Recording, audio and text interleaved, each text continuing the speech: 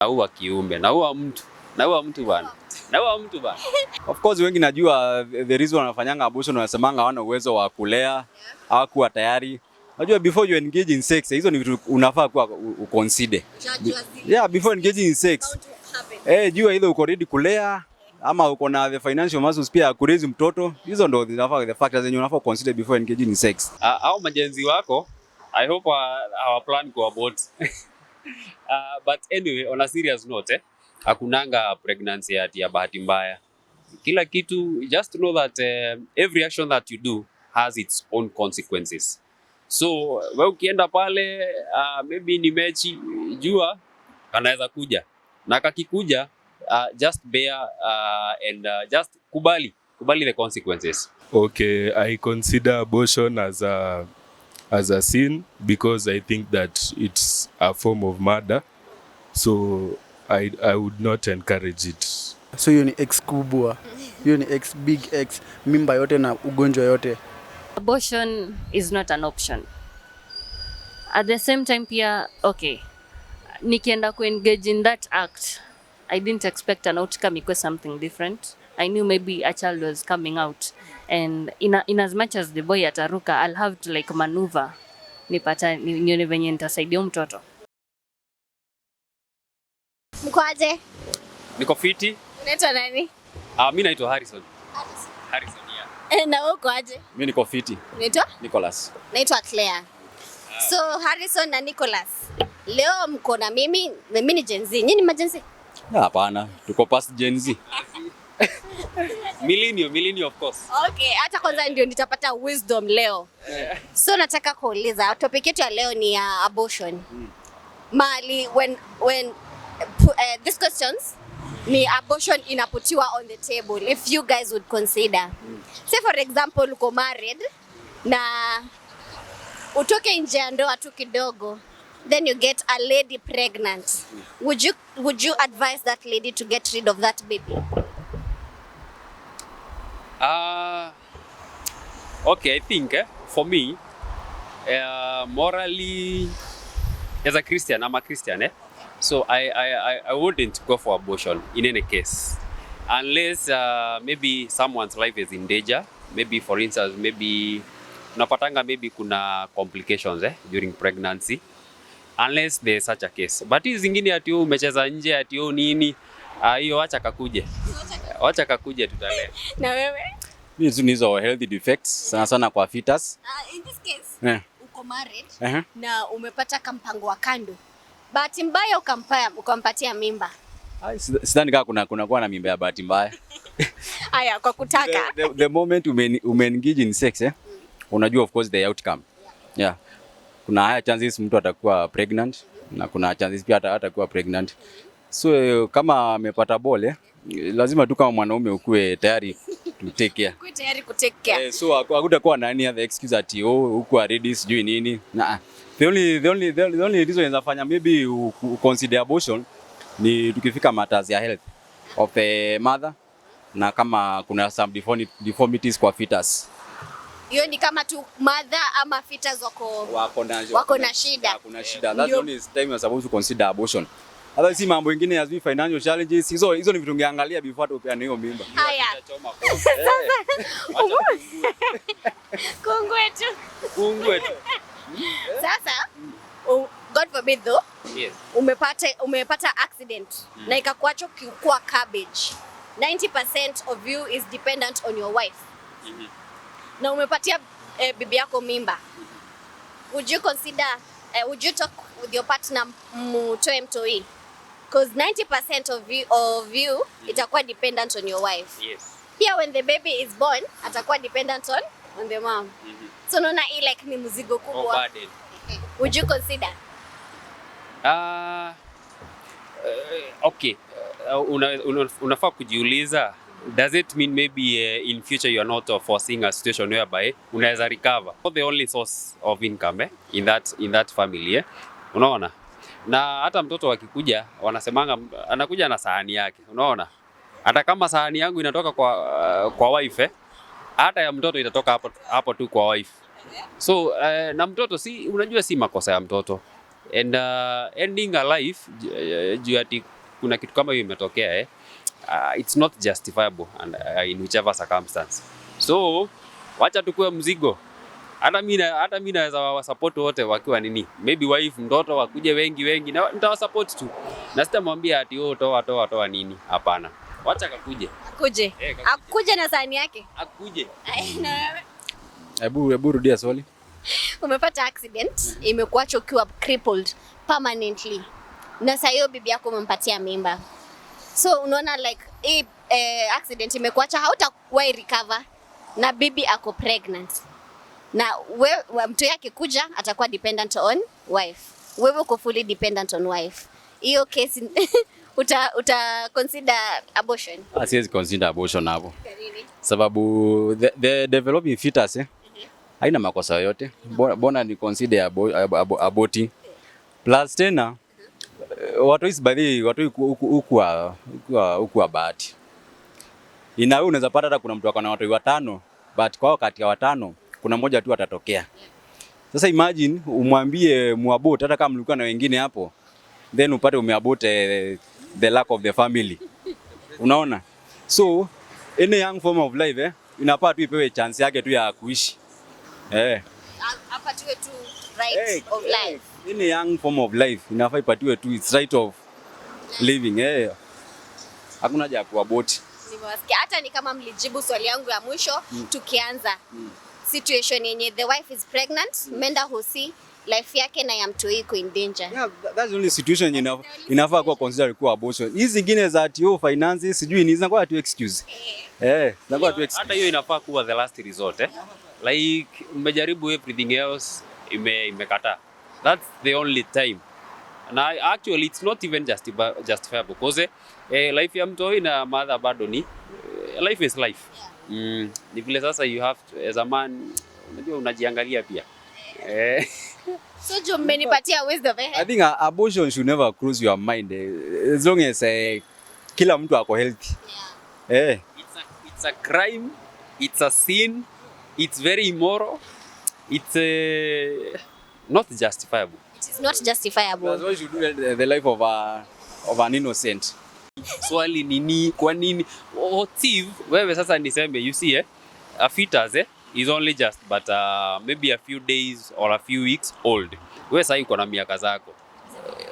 If I go for your life after your life na nichukue yule mtoto it's one and the same thing. Na huwa kiumbe, na huwa mtu bana.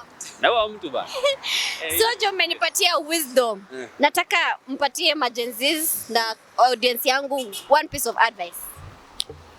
Concerning abortion. Concerning abortion. Of course wengi najua the reason wanafanyanga abortion wanasemanga hawana uwezo wa kulea, hawakuwa tayari. Najua before you engage in sex, hizo ni vitu unafaa kuwa uconsider. Yeah, before engaging in sex. Jua either uko ready kulea ama uko na the financial muscles pia kuraise mtoto. Hizo ndo zinafaa the factors zenye unafaa consider before engaging in sex. Hakuna kitu kingine, ni hiyo tu.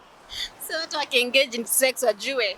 Wajue kunaweza kuja mtoi na wakuwe ready kulea. Wasikuja na excuse ati nataka kuabort juu sina the financial capacity. Sijui sikuwa ready na Na wewe utaambia aje majenzis wangu? Au majenzi wako I hope our plan kuabort. But anyway, on a serious note, hakunanga pregnancy ya bahati mbaya. Kila kitu, just know that every action that you do has its own consequences. So, wewe ukienda pale, maybe ni mechi, jua, kanaweza kuja. Na kakikuja, just bear and just kubali the consequences. Na kila kitu iko na time yake. Kila kitu na time yake. Kama sasa ni wakati wa masomo, soma, alafu you'll be a family man or a woman, maybe in future, that's the time that now you can start doing hizo vitu za kuletea hizo mavitu. Na pia wanafaa wajue abortion pia iko na madhara. Huenda mwenye anaabort pia apoteze maisha. Juu kuna a lot of kuna risk of life juu ya heavy bleeding. So inakuanga pia 50-50. Utaabort, usurvive ama uabort ukufe, pia unaweza abort na uko infertile forever. Na guilty pia utakuwa unajiuliza ule mtu niliabort sasa ingekuwa wapi? Angekuwa anatoshana, angekuwa anakaa ndani. Unaona vitu kama hizo. Unatuma nani kwa duka? So hizo ni vitu unafaa ufikirie before kuabort. What if I was aborted? Jiulize hivyo pia, what if I was aborted? So maswali mingi sana. It should come in. So hata kama pregnancy imekuja na huko unatarajia lea tu. Lea tu. And another thing, for those people that cannot be able to abstain, there are other options. You can practice maybe safe sex. You can do that. Kama you are uko sure hautaweza kubeba mtoto, practice safe sex if you cannot be able to abstain. Of course, the first way it's abstinence. Yeah. So hizo zingine ni kama maybe joto imekuwa mingi sana. Mchuzi lazima uonje. So my guys, millennials wangu hapa wametupatia wisdom. Millennials wazee. Nimeshukuru sana. Mambo msupa. Poa sana. Mimi naitwa Simi, wewe unaitwa nani? Blessing. Naitwa? Blessing. So you are blessing this one. Yeah, I am. Yeah. So nikuulize swali. Saa hii uko na fiance, mtaka kuoana. Na apate accident akue disable, utamuoa ama utachana naye? So namoa because initially mlianza relationship with love. Yeah, so it go through. Hata kama saa atakuwa disable, you're okay with that? Yeah, I'm okay with it. So is sema huyu amekuwa cabbage wezi naye? No, because from the onset of that relationship nilimchagua. Yeah, so I have nothing to compromise at the end of the day. Yeah. Hizo ni challenges kidogo. Things happen. Yeah. But the moment mnapendana, mko compatible, regardless of the situation, tunabaki pamoja. Yeah. So acha nikuulize swali lingine. Do you believe abortion is a crime ama mtu anaweza abort kama yuko ready kukuwa pregnant? What do you mean, are you ready kukuwa pregnant? Kama sasa upate mtoi na boy maybe hayuko ready kusupport huyo mtoi na kusupport ulio abort ama utakaa naye? Ndakaa naye. Mimi personally, abortion is not an option. At the same time pia, okay, nikienda engage in that act, I didn't expect an outcome equal something different. I knew maybe a child was coming out, and in as much as the boy ataruka, I'll have to like maneuver nipata nione venye nitasaidia mtoto. Yeah. Can you unaweza pea boy mali ndo uprove unampenda? No. Because you still love. How long does it take you kwa relationship ndo peane? Mkikuwa compatible, that's it. Like how long hivi? Ama haina period? I think haina period. Hata kama ni 2 days. 2 days utakuwa umejua mse. Yeah. So na form juu ya agenda maybe uko free kufanya hivyo. Unajua like inafaa ifike point yenye uko sure of his status. Yeah. Na uone kama maybe if anything happens anaweza manage in a way take care. Yeah. Do you believe in lust? No. Hiyo ni illusion, akili ya msee. Yeah. So believe in one night stand? No. Hizo ni scam. Ni scam aje? As in, okay, why would you meet with someone leo, kesho, usiku you do your thing, kesho asubuhi umeamka like you're total strangers? No. So you don't believe in one night stand? I don't. Umai crusha mwanaume? Kukuwa na crush? Ukiangalia mwanaume hivyo kafeel umemcrush? Si crush nishaikuwa nayo. If given 10 seconds, unaweza fanya aje kuimpress huyo crush ndo ajue unamdai? Hata siwezi mwambia. Siwezi mwambia. Mbona? Siju it is best nikimwona hivyo ka crush. Yeah, nothing much. Huwezi taka kumuon? Mbona sasa? Because okay, crush ni something yenye imeni attract kwake. What if ikitoka? Yeah. One thing apart from looks, kitu gani ukumpress kwa first impression? First impression? Apart from looks, ukiangalia mwanaume hivi apart from looks. Venye mtu ana articulate maneno zake. Kama? Kuna ile mtu akiongea. Yeah. Like akuje mambo kwaje, unaona? Kuna venye wengine wanaongea tu for the sake. Unaona tu hapa there is no way you're going. Yeah. What's your love language? Gifts. Gifting. Yeah. In 3 words, tell us your type.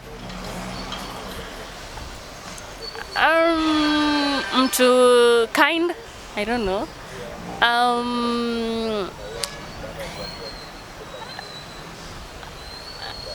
My kind, sorry, pardon the question. In 3 words, describe your type.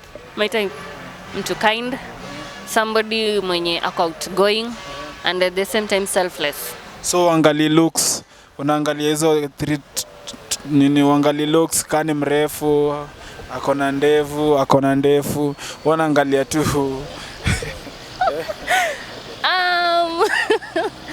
Okay, hizo ni attributes zitakuja, like okay, looks zitamacha in a way, but unajua for you to have hizi vitu zingine zinabaki, looks will change. Yeah. So wewe bora hizo traits zingine, hii looks uko into Siko into it sana, but I also consider it. Kitu gani embarrassing umeifanya kwa love ukasifeel ulifanya kitu mbaya sana? Hakuna. Tuesday unafanyanga hivyo mtu wako? Azi. Mbona? Wezi bless gallery yake. Azi. Zi. Mbona sasa? Akitaka akuja azione mwenyewe. Wewe unaamini kwa mambo live? Akuja azione mwenyewe. Yeah. Hakuna kitu naweza mtumia. Do you believe Kenya kuna true love? Yeah, iko. Yeah, iko. Though few, but iko. Yeah. So last but not least, in one word, sema Kenyan men are? Kenyan men are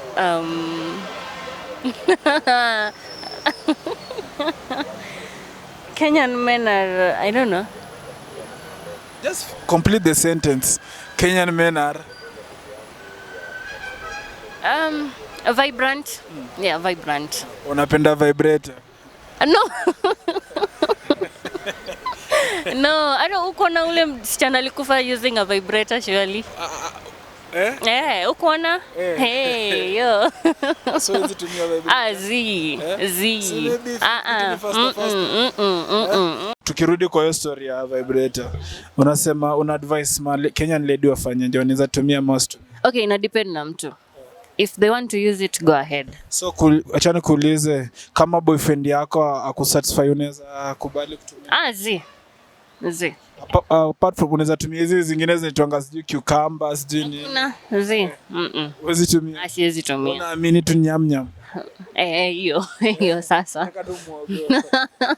Exactly. Haya ni sawa basi. Women were created for that reason. Yeah. So na believe vile walijengwa tutumie tu natural. Mtu atumie tu natural. Yes. Thanks for having you. Okay. Pleasure. Papa na nani? Uko hapa na Wayne Luther. Wayne. Yeah. Nice to meet you, Wayne. So Wayne, mimi naitwa Claire na leo nataka tuongelelea abortion, ya? Okay. So for example, you are married, alafu your wife is giving you problems, then you go out of marriage. Uende upatane na msichana, umpatie mimba. Na uko married na mko na watoi. Would you tell your mpango wa kando atoe hiyo mimba? Okay, I consider abortion as a sin because I think that it's a form of murder. So I would not encourage it. That's my take on it. Your take, na sasa in that, say for example you are in that situation. Yes, if I was in that situation, then I would just have to take responsibility over the child. Because abortion is something that I think I wouldn't condone because, yeah, it's a form of murder. Yeah.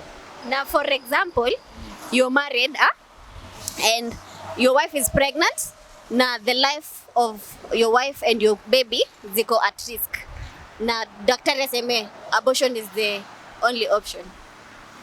You see, I saw somewhere that it is important to protect the tree rather than the fruit. So in that context, I think abortion would be the solution. You have protected the tree. Yeah, exactly. Yeah. Wow. Now, for example, now, you get a very bad accident. Now your accident ikuacho kuwa crippled all your life. So you're highly dependent on your wife. And your wife is pregnant. Would you go on with your wife azae ama mtatoa mtu? In that context, I think that you have said that I would be critically ill. You are crippled. Hii accident imekuacha ukiwa crippled all your life. So you're highly dependent on your wife. To protect myself. So there, obviously, I just have to go on with the abortion. You're protecting yourself. So how are you protecting yourself? Because now, there I'm critically ill. There's nothing I can do on my own. So the wife would just have to take that thing. Yeah. So that, yeah, she can look over me. Yeah. So abortion, Wayne, for you is not something that you would put on the table. According to what I've heard, what I've taken from this is that there are some situations where it may be necessary, but generally, if it's not necessary, then you don't have to go with it. Not have you kwanza ni uwe options zako before going the abortion way. So tukimalizia, Wayne, I want you to give my audience one piece of advice concerning abortion. So what I just advise people is to be careful when they are engaging in sexual activities. If you are not prepared to take on the burden of having a child, then you don't need to engage. Yeah. If you see, there's no point, if you cannot take care of yourself, there's no point of bringing another person into this world who you are not capable of taking care of. Yeah.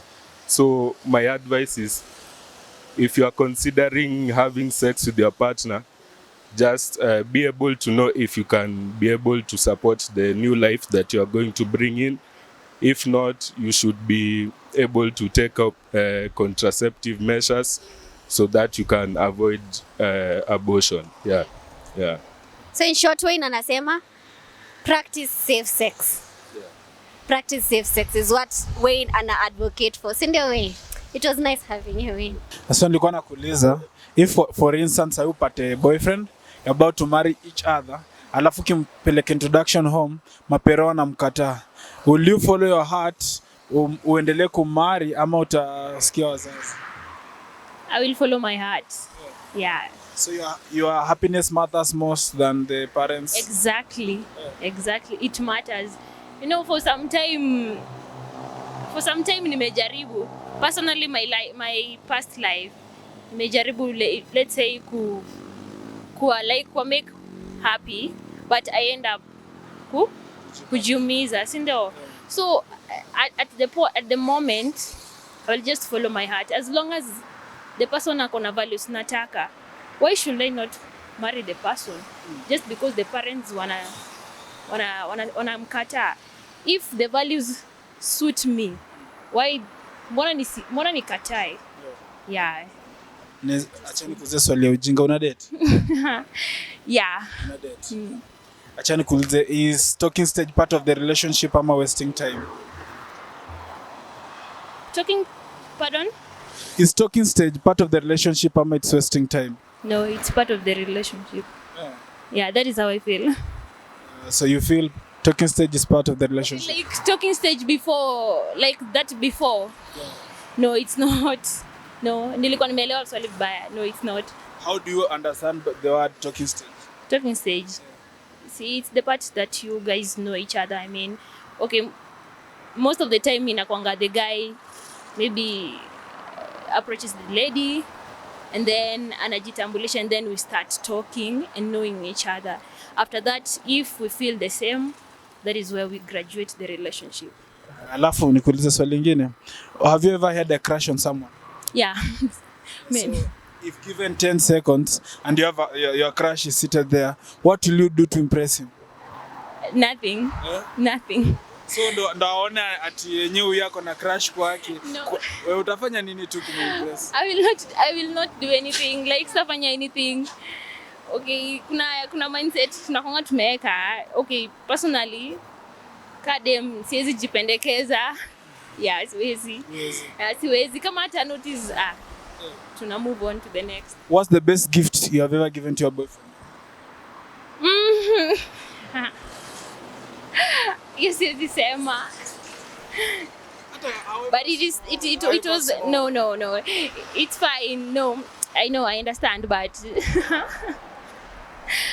yeah, it was the best. Yeah.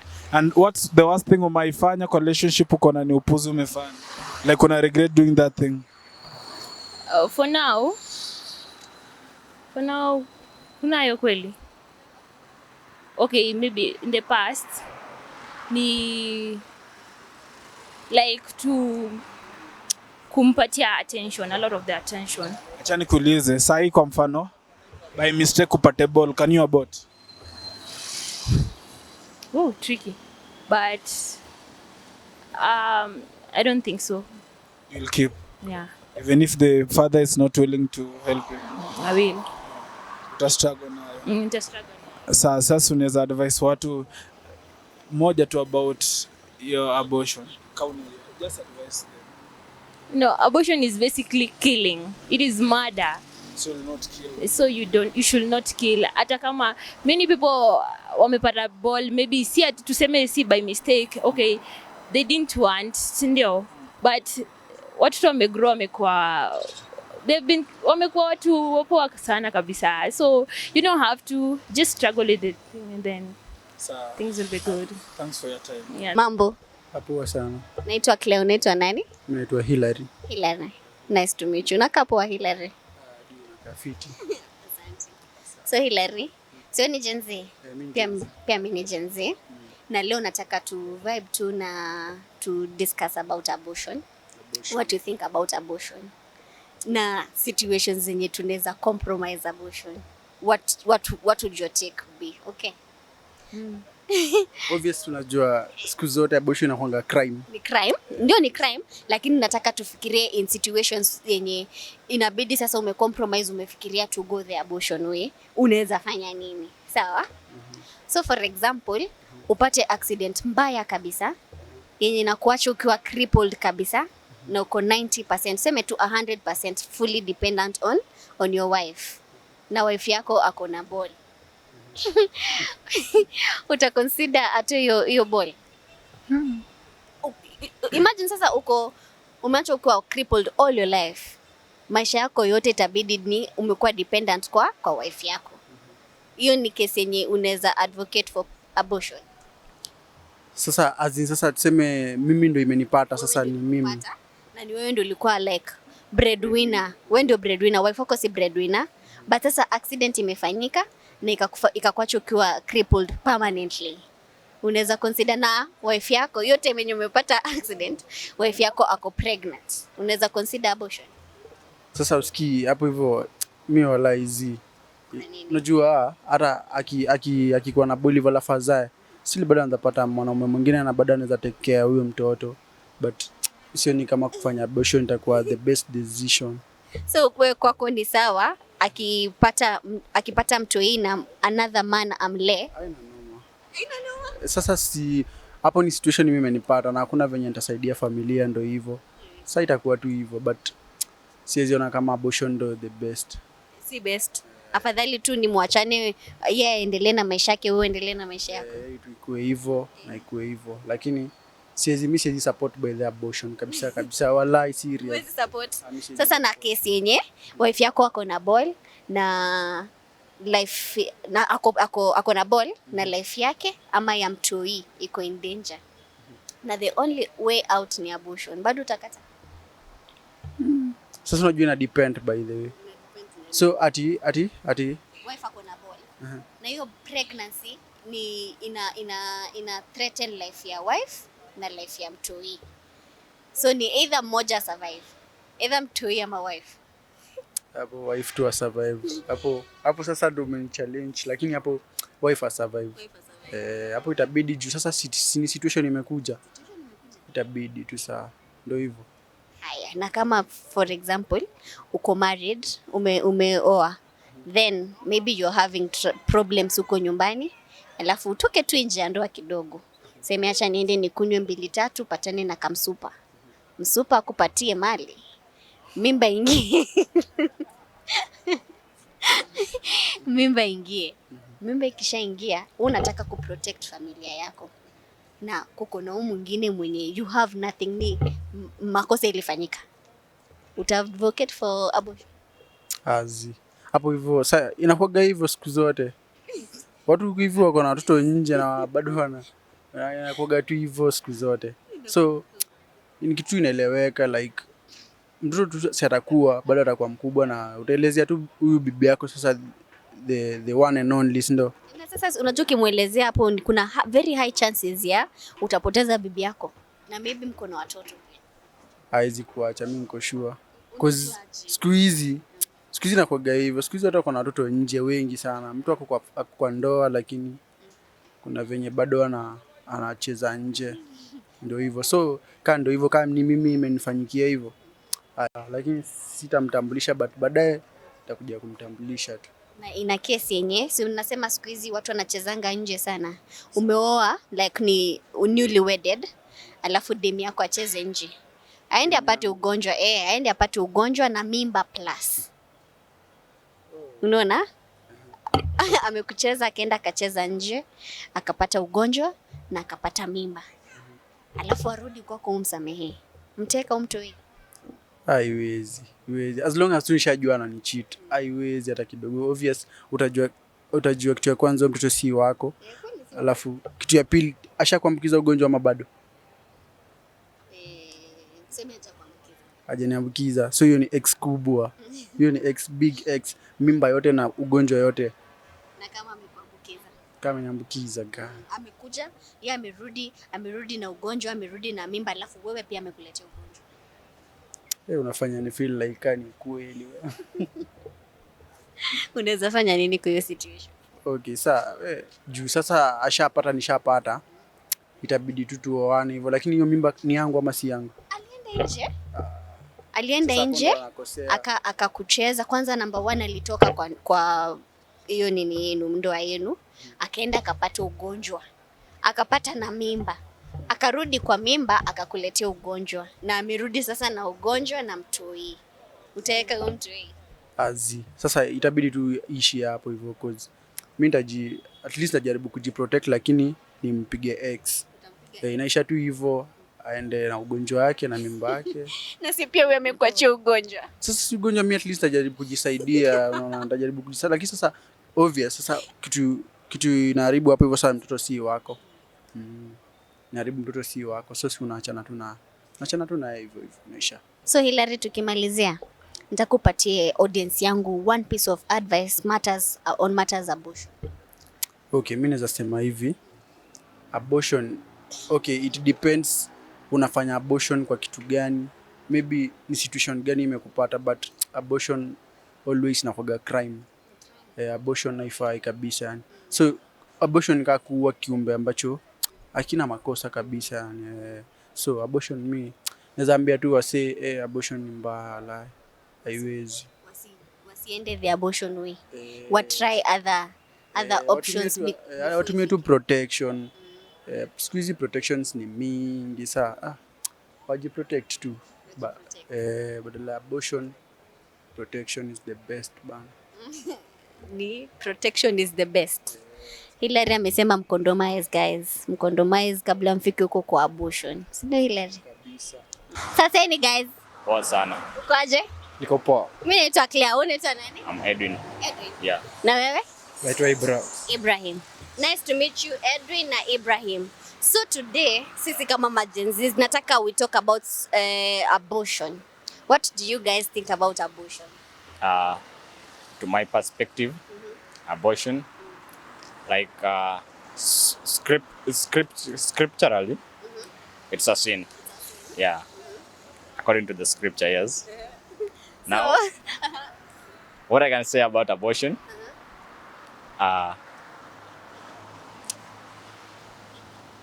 is it something you would consider? no, I don't consider it. What about you? I don't consider abortion. Now I want you to ask you like a bit compromising questions zenye zinafanya tufikiria about putting abortion on the table. So you guys give me what you think about that. About these situations zenye abortion inakuwa like put on the table. Say for example, your wife umeenda hosi and she's pregnant, na hiyo pregnancy ina put life yake na ya mtoto kwa risk. Would you consider terminating the baby? To some extent, I would consider it. Because now, that now comes to this perspective. Let us take it to this perspective. It's either she aborts or we lose them both. Not only she dies, but both. Now there I can consider abortion. What about you? Yeah, I can count. I'm not trying to validate that it's now okay. It's still a sin, but there are points that we have to consider. Are you considering the life between of your wife and your kid? Yeah, So you wouldn't consider. You would consider. I would consider. What about you? Yeah, I will consider. There's no reason to lose two people. Yeah. So you would rather lose the baby than losing the mother and the baby. Yeah.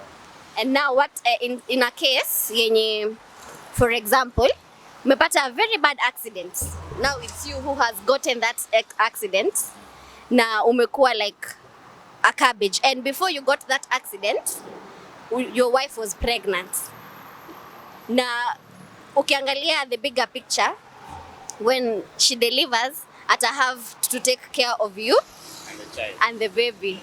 Wewe sahi you have to be taken care of kwa sababu ni kama umekuwa cabbage. But before the wife is pregnant, would you consider abortion? Not really.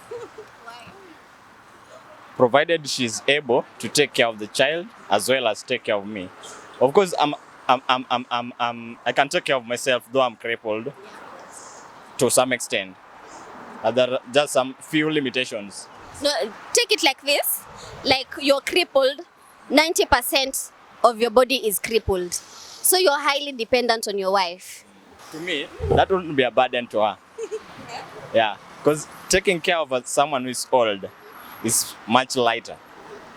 Now, if she can just multitask, there's no, it's not a big deal. So abortion is not on the table in this case. What about you? Yeah, the abortion is not on the table because Put into consideration, umekuwa cabbage, highly dependent on her. but you can get someone to take care of you. You can get someone to take care of you. And I hadn't mentioned, in this case, ni wewe ndo ulikuwa breadwinner. Oh. Wewe ndio breadwinner in this case. Sasa hapa tunaweza ongelea for how long? How long aje? How long unaweza kuwa crippled for how long? For life. Hii accident imekuacha crippled for life.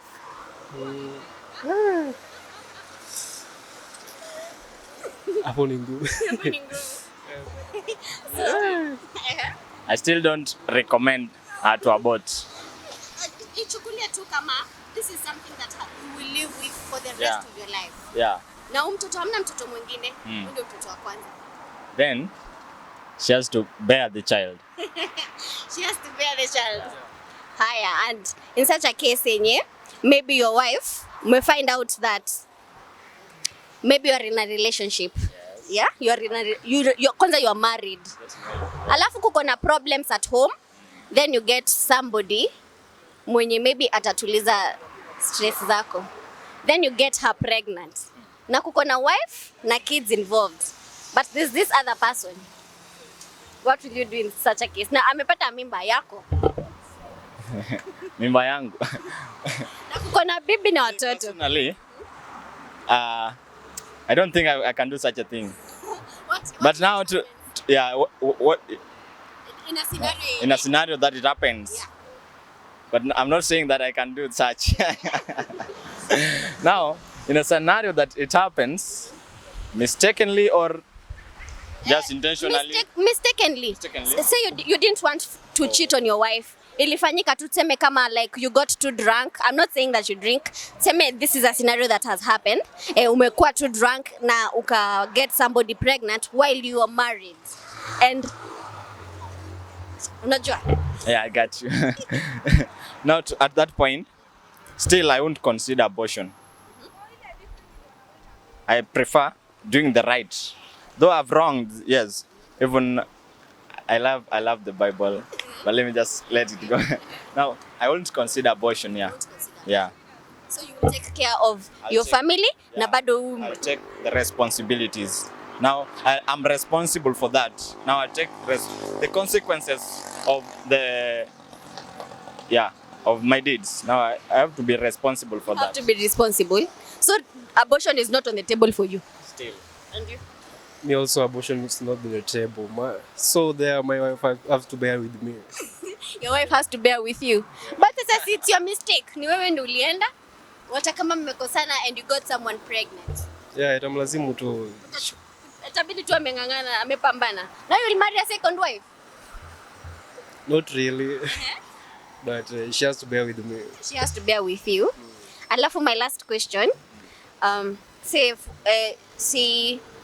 Scientifically, women that have maybe HIV, most likely, how are you likely to infect the Child. Yeah. Say for example, your wife amepata tu ukimwi. Na wewe hauna, ameenda tu kapata ukimwi and she's pregnant. Would you consider her taking that abortion? We have to consider first the reason what led to her being infected. Maybe alikuwa involved kwa accident and maybe blood yake If something that happened naturally, not something that she caused by herself. yeah, not caused by herself. Okay. Now, can you reframe the question? She hasn't like wished to have that virus, but amepata hiyo virus and she's pregnant. Would you consider aborting that baby? No. No. Why? You're asking the same question. The reason as to why I could consider aborting the child, this is not a cause. Yeah. And the child is very innocent. Then why should we deny him the chance, or he or she the chance of living? How about you? I won't consider abortion, but I have a question. Why should we abort the child, and the child will not be affected? Okay, and in such a case, she bought that on herself. She bought that on herself. My considerations, now it differs. Now, but to me, personally, getting her pregnant when I already know that she's infected. You didn't know? I didn't know. Then I made her pregnant. I got her pregnant. Aye. That's quite tricky. So you can pardon, please. Yeah? I'm not getting your question. So you can pardon. We've answered your part yenye she did not get the virus on her akitaka. So this time you've married her and you didn't know that she was infected. Then there's a baby involved. There's still no abortion. Still no abortion. Why? Because the baby still will not be affected. So Mtoto ndio issue hapo. life ya mtoto ina matter. Nimewasikia. So tukimalizia kabisa, I want you guys to ask me a question. One question. Yeah. Why did you choose this topic for? Because this topic, we have so many people that do not advocate for abortion. Na kuko na cases zenye abortion inakuwa tu like it's the only option. So today I want to hear what people have to say about that.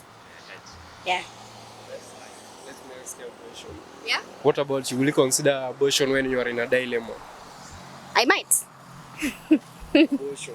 I might. Say when my life is in danger. I will. I might consider. But to crown it all, I would say that it's better we choose the right thing rather than Then regret later. yeah. Okay, guys, thank you so much for your time.